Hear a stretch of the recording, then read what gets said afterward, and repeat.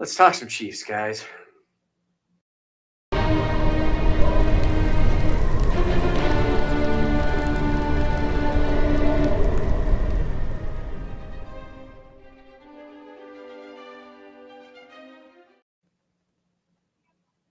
Oh, that's just me checking my phone to see if maybe something new has happened on Twitter. Welcome to the Chief of the North and RTR Football. I am Seth Kaiser, Chief of the North, the currently rather disheveled Chief of the North, apparently. And yes, I'm wearing Raider colors. I'm sorry. It looks sharp in the office. I don't know what to tell you. Well, sharp-ish. I mean, there's only so much you can do when you're working with this. As we do every week, we are here to talk all things Chiefs. This week, I want to talk a little bit about Jawan Taylor's incredible first step, because there's a lot of conversation about false starts and that kind of stuff. So I wrote about that this week on the Chief of the North newsletter.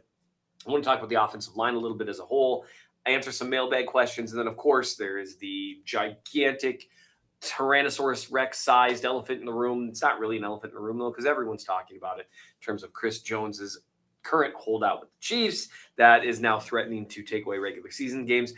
I'm actually going to be writing about that very soon. Actually, by the time you're watching this, it's probably going to be up and published on the Chief of the North newsletter. I'm just going to be working through a few things that I think people should know. And I'm only going to do a couple of those here, and the rest will be up on the Chief of the North newsletter. But let's talk about some fun stuff first, shall we? Let's maybe take a look at a mailbag question or two. One of those will undoubtedly involve Chris Jones. And let's talk about the offensive line and what we've seen from them this preseason, and Jawan Taylor in particular. Maybe a little shout out to Donovan Smith, who's been playing well so far as well. As those of you who've been back before know, we do this every week. I try to answer some mailbag questions. The last couple of weeks, I haven't put anything out on Twitter looking for mailbag questions because I've had other stuff to talk about. If you want to have a mailbag question answered, you put it in the comment section below. Try to throw some question marks before and after it, or just before it, so I can see it pretty easily as we get moving. And I will prioritize those. And at times also I'll tweet out asking for mailbag questions. It's one of my favorite parts of this job is to answer your guys' mailbag questions. And I always appreciate when you guys participate in that. So let's do that and talk O-line, then talk about the not so fun stuff. Some of you have said some really kind stuff about Times Ours. Once again, I appreciate that. I've said everything I have to say about how much that show meant to me and how much I appreciate it. A question from Benjamin Wachold, I want to say. My inability to pronounce names is something that's always going to be here. Who is going to step up in the interior defensive line? What's the depth going to be like in the defensive tackle position? I'm worried about the D-line without Chris Jones and Charles Omenihu. I don't really have anything to add to that. That could just be my inner monologue. that could just be me saying things. People will say things like "next man up," which is one of those things that's profound but technically meaningless. It doesn't, next man up. Oh, Patrick Mahomes went down. Next man up. That's not necessarily how it works all the time. And just because you're going to go to the next man, that's obviously true. But that doesn't mean there's not going to be a massive impact from going to that next man. And that's kind of the case with Chris Jones right now. The Chiefs are planning as though he's not going to be there. We are in the 11th hour of negotiations. It's worth keeping in mind that Aaron Donald, before he signed his last contract, he actually held out from a game or two. And it was even more contentious than what they're doing right now. He had threatened retirement. There was all sorts of stuff going on there. So I just think that's at least worth noting. Well, that wasn't his last contract. I believe that was his 2017, 2018 contract. But anyway, so there's some precedent for this, and it's actually the contract that is causing some of the problems that the Chiefs are currently facing right now, as well as Chris Jones and his representation and trying to find some kind of reasonable middle ground, like we talked about last week. You got here and here in terms of like the top deals. But we'll get to that in a little bit. What are they going to do? I genuinely don't know. Before Omenahu's suspension, I would have said, well, they'll probably run a little heavier along the interior for early downs, move Omenihu inside where he rushes really well from the 3 tech, and they'll probably get by for a time. Without both of them, I don't know. I think you can move Mike Dana inside, and he rushes better from the inside, and then you probably have Turk Wharton will be the other guy. But it's obviously going from Chris Jones to Wharton, going from Omenihu to Dana, and Dana would have probably rotated along there anyway. That's a step down, a big one. And I imagine that Spagnuolo is going to have to be significantly more aggressive with his blitz packages, which leads, of course, to greater risk. which is going to lead to bigger plays sometimes. And there's just not a lot to be done about it. They have a good secondary. They've got solid linebackers.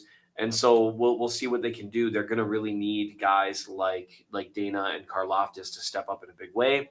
And I would be surprised if they didn't bring some kind of free agent in once they've done what they need to do in terms of freeing up some cap space, which they'll have to do if they don't extend Chris Jones, which again, they're in the final phases of negotiation here. It's the public posturing phase. There's been a lot of that going on.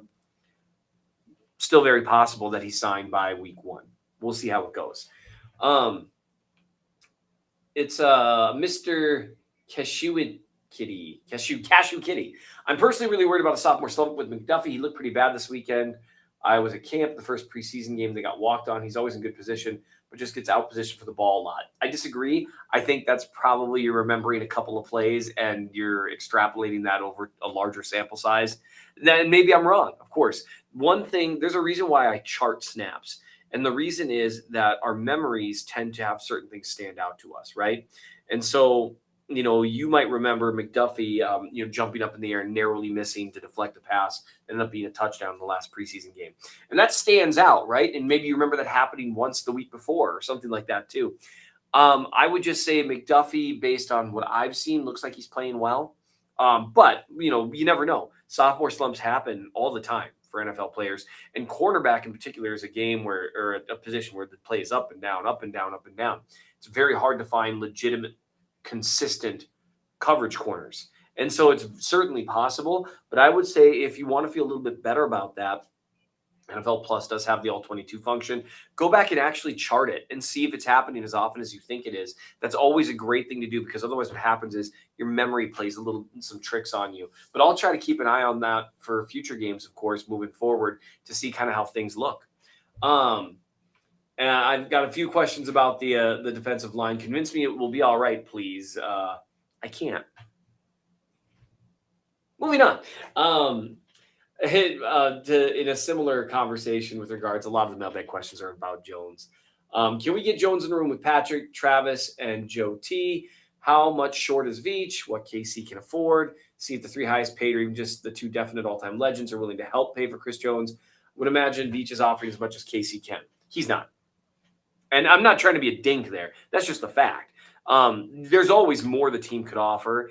And even in terms when you think about salary cap stuff, you can fiddle around with that by offering, a little extra cash up front. So the Chiefs, they don't just have the salary cap. We've talked about this before.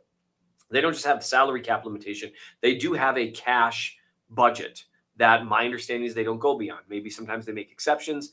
I don't know. But they do have a cash budget that they stick with every single year as well. So could the Chiefs offer more? They certainly could. Would it be financially reasonable to or responsible? I don't know. I just don't know what's been offered. It's rumored that Jones wants $30 million a year, which people might balk at. But the reality of the situation is, how much of that is funny money? Like, does he want $30 million a year for 3 years and all 90 guaranteed? Well, that's tough, right? Does he want $30 million a year and he's fine with fiddling around with a fake 4th year and maybe a little bit of a fake 3rd year? That's a very different scenario. So it's all about what the guarantees are actually. So it's impossible to know what's been offered at this point. That's actually one thing that gives me hope. We haven't quite heard. We've heard kind of what Jones wants, which my assumption with the $30 million a year, that probably came from the team side, but it's hard to say. But we haven't heard complete leaks about exactly how far apart they are, and that's at least worth noting. So anyway, we're going to talk about Chris Jones in a little bit, even though we've already have. I would like to talk about something a little bit more fun. Let's talk some actual ball. I've written about the offensive line twice this week on the Chief of the North newsletter. One of the things I wrote about is the offensive line looks better. That should terrify the NFL. And there were snaps like this that that long play to MVS. It's just a beautiful, beautiful thing to watch Mahomes drop back and just have all the room in the world. And even on plays, I mean, there was just snap after snap where not just and this was a nice chip by McKinnon, which is no surprise. This is one of their favorite mechanisms here, and they're going to do this with the tackles this year, even if there is an upgrade, which I think there will be on the right side, especially in pass pro. But you're still going to see McKinnon on his way out on routes do a chip, and that's It's about working well with it. And you can see that Taylor's giving up just a little bit of outside leverage there, not a ton, because his first step is so ridiculously fast. And we'll talk about that in a minute. But working well with chips is something that Wiley really struggled with last year, and Brown did too to an extent. So that'll be interesting to see how they utilize that help, because at times it didn't help. But we saw snap after snap where you saw a decent pocket for not just Mahomes, but also good old Shane B, who is making things interesting, at least to an extent, in terms of who the backup quarterback is going to be. Now, I think it's going to be Gabbard. I think he's got a bigger arm. I think he's got a lot more experience. But good on Shane for showing playmaking ability and making things interesting. And I wouldn't be mad at either of them at this point, which is a really great thing to see. That's been fun to watch. But that was one reason why the Chiefs offense played so well against the Cardinals. Their offensive line, all three levels of depth, just absolutely dominated. Got to take quality of competition into account, of course. But the reason that's worth noting is all the conversation is mostly centered around the wide receivers at camp. Who's going to step up? Who's going to do this? Who's going to do that? I'll say this. If Mahomes ends up with a better pass protecting offensive line than he had last year, especially if there's like a sizable upgrade at right tackle and even just kind of status quo or a little bit better at left tackle, which Donovan Smith's played well so far, we'll see how it goes. But it's not going to matter that much. If Patrick Mahomes has 4 seconds, most snaps, and when he does have to scramble, quote unquote, that's something I actually wrote about in this piece. If you want to take a look in terms of what an actual pressure looks like. So people might see this, oh, well, Mahomes had to bail out of the pocket, it's a pressure. But the thing to do is look how long he has to sit and survey before ultimately there's some sort of pressure. If you can go 1,000, 2, 1,000, 3, 1,000, 4, 1,000 before you see that pressure start, that's really all you can ask for from a quarterback. And he also had a pretty clear escape lane there through the B gap as well. That's another thing to look for in terms of whether it's a legitimate pressure or whether a rusher has to kind of abandon his rush lane in order to get legitimate pressure. And so what that means is then it's not quite real pressure because it creates easy escape lanes as opposed to legitimate pressure where the rush lanes are contained as well. Or not the rush lanes, but well, yes, the rush lanes, but think of them as escape valves for the quarterback. If a player has to abandon the B gap in order to get pressure outside, like what he does here, you're going to have an easy escape lane. And Mahomes decided to take the long way around because he often does, because he can, because he's unique. And he made the defender miss there because, again, he's ridiculous. He probably also was worried a little bit about the defensive tackle flashing his helmet back outside here on Smith. But if you provide a legitimate path of escape, that's not really a heavy pressure.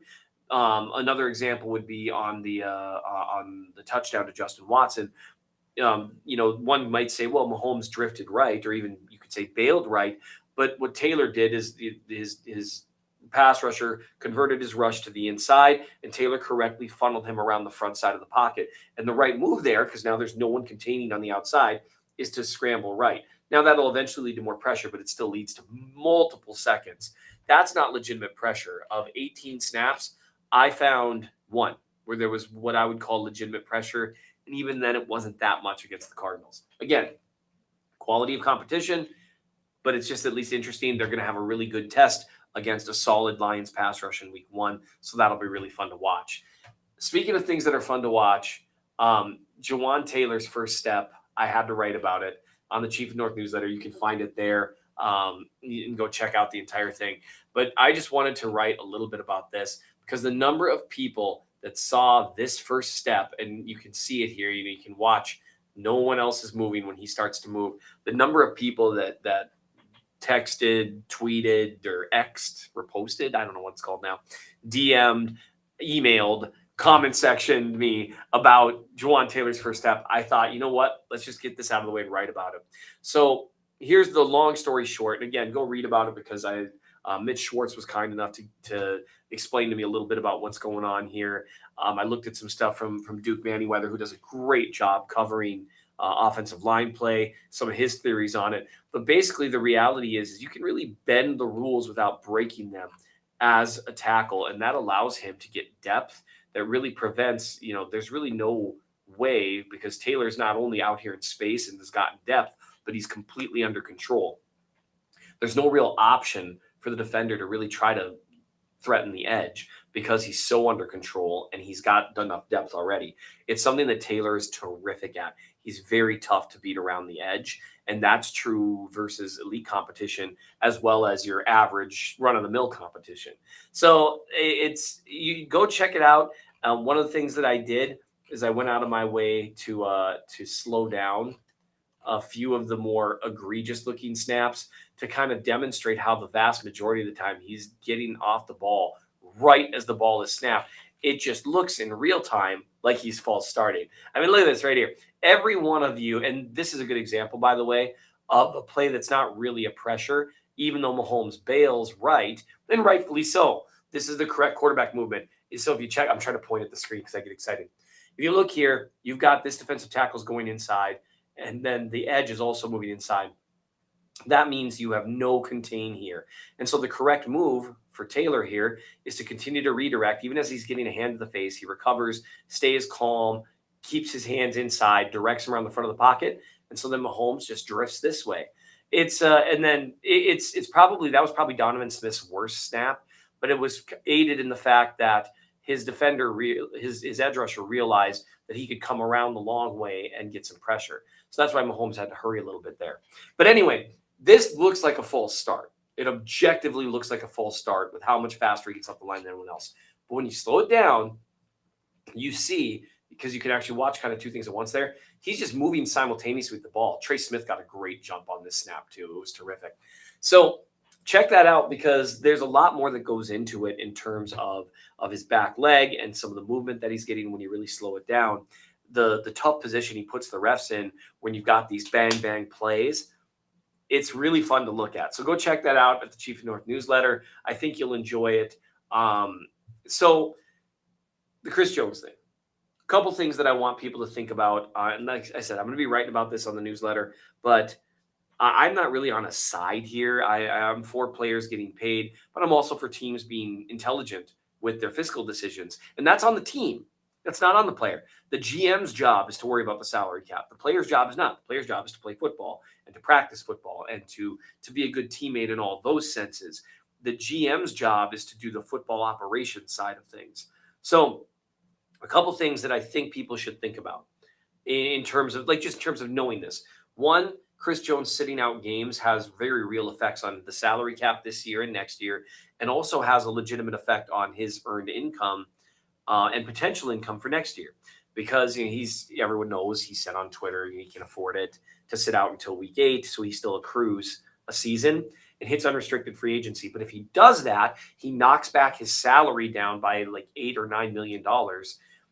And what that does is it affects his franchise tag next year. Because right now, if they franchise tag him, it'd be like $33 million. And that's almost kind of an untenable amount. But if he did this and that knocked down his income that much this year, his franchise tag next year might be like 22, 23 million, something like that. It massively alters the dynamic there and allows the Chiefs to tag him, which changes it just changes everything about what he can and can't do next year. So it's not just that he would lose money this year, it's that he loses money next year if they don't get to a long-term deal. And it gives the team more flexibility in terms of what they want to do, because it's a lot more tenable to franchise tag him and just say, hey, you can play or not, or franchise tag and trade someone with that tag amount rather than such a huge tag amount. That's one thing I think people should know. The second thing is, when you talk to players, I mean, a lot of people I've had ask like whether Jones's teammates are going to be upset. They won't. This is a business. And this is kind of the ugly side of the fact that football, something that we romanticize about, is a gigantic multi-billion-dollar business in which the interests of the team and the player align on game day and during the practice week and all that. But on the business operation of things, the interests of the player and the team do not align, because for the team, it makes sense because there's a salary cap and cash limitations to what you can spend. They are incentivized to spend as little as possible on players. Players, of course, this is their job, and it's a very short career. A lot of these guys have many people that are depending on them. That's just how it is. They're incentivized to make as much money as possible. And I know people talk about, things that you can earn by being part of a great team. That's true to an extent, but not always. The bird in the hand being worth two in the bush. If someone comes to you and says, You could push for this extra $5 million now, or hope that you'll get more, um, you know, more work later on down the road because you were part of a great team. That might be true, but that's not true for everyone. And when you think about what investments look like and that kind of stuff, it doesn't always make sense to do the bird, look at the bird in the bush instead of the bird in the hand. So that doesn't mean I'm on anyone's side here. I'm not upset with the team for being frugal or whatever, because I don't think they are. I'm not upset with Jones for being greedy or whatever, because I don't think he is. I think both sides are just looking out for their own best interests, and that's just how these go with very tough um, negotiations. One of the comments from last week is that the no player has leverage over Brett Veach, no matter how great you are. Asked Tyreek Hill. Um, Tyreek Hill being traded is actually an example of the fact that he had some leverage, because if he didn't have leverage, he would have signed some $20 million a year contract rather than at least assisting in a trade occurring. And so what leverage Jones has is that the Chiefs kind of need him this year. And he is a great, great, great player. And it also messes with their salary cap plan for this year and next year if they don't have him in the building. Like, this is how they plan things out. That's the leverage Jones has. And that's why holdouts occur, because that's the only way players can really exercise their leverage. From the team side, we already talked about the way the salary cap and the franchise tag works. They have a ton of leverage as well. And it's all in the form of money, because this is your job. And if you're not going to do your job, you're not going to get paid. That's a huge incentive. So both sides here have leverage. The player less so than the team, certainly, because that's the way the NFL works. It's almost the opposite of the NBA, where the player always has more leverage than the team. Because of the existence of the franchise tag and the nature of the collective bargaining agreement in the NFL, the teams generally have more leverage. But with a superstar, things even out a little more, not entirely, but a little more. And that's why those negotiations get a little more tense. We'll see what happens with Jones. My biggest hope is that by the time you are watching this, and by the time this article that I'm working on with some other thoughts regarding the holdout and just kind of explaining things, again, I have no dog in any fight, but I think there's things people should understand and know just in terms of facts when it comes to holdouts, the financial consequences, the way it looks from teams and players' perspectives. Like I said, players don't hold it against other players. They just don't. I mean, they might be frustrated, but they understand it's a business as well. And players don't ever go after other players, generally speaking. At least, it's not going to affect personal relationships. And Mahomes and several other guys have commented on that. But I think it's important to kind of understand some of those dynamics, even if it doesn't help make it less frustrating, because obviously this is a huge year for the Chiefs, and obviously he's a big part of that. So it's frustrating to watch as a fan, because it kind of pierces that bubble that we get to have to romanticize football and remind us that it's a business, and that's never any fun. All right, we've gone as far as we can. No fresh news on Twitter. That's a bummer. We'll see how things go. In the meantime, we are close to football, and it is indeed a great week to be a Chiefs fan. Thanks as ever, guys.